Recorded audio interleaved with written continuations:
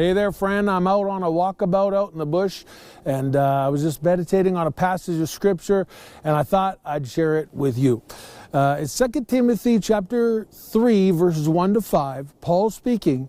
He says, he's talking about the last days, a season that you are living in. And he says, realize this. He said, in the last days, difficult times will come.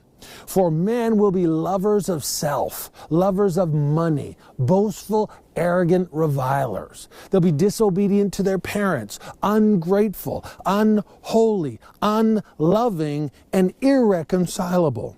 They'll be malicious gossips without self-control, brutal haters of good, treacherous, reckless, conceited lovers of pleasure rather than lovers of God.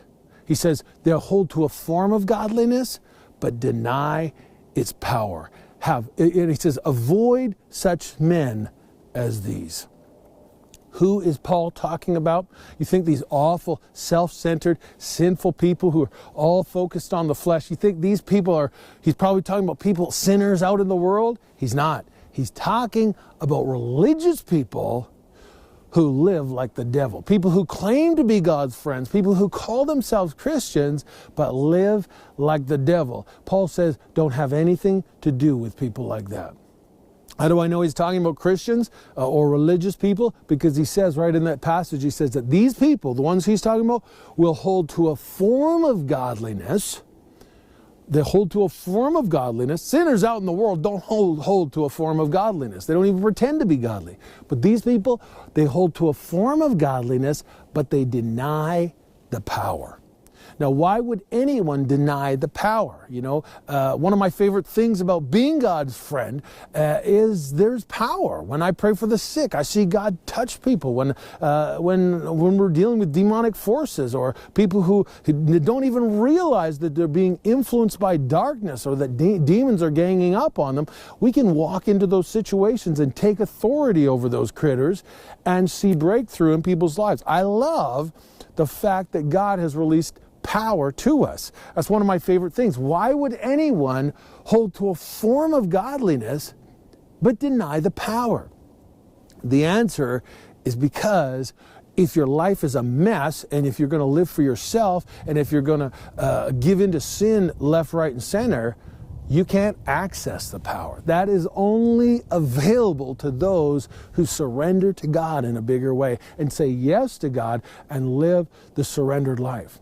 And so religious people who want to live like the devil, they don't get to access the power. When they pray for the sick, nothing happens. When they try to take authority over darkness, nothing happens. Why? Because they're full of darkness. And so what Paul is saying is, don't hang out with people like that. Don't chum with people like that. Now, there might be people like that in your church, but you know what? Don't make those the people that you model yourself after, and don't be one of them. You need to live a set-apart life.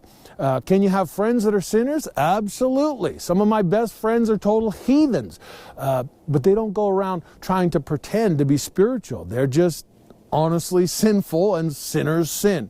And the reason I'm in their life is because I know that there's a call of God on them, and I hope that I'm going to be able to influence them to fall in love with Jesus and say yes to Him in a bigger way. So I have lots of friends who sin, and I have lots of friends who are sinners, but I don't chum around with Christians who live like the devil. And neither should you.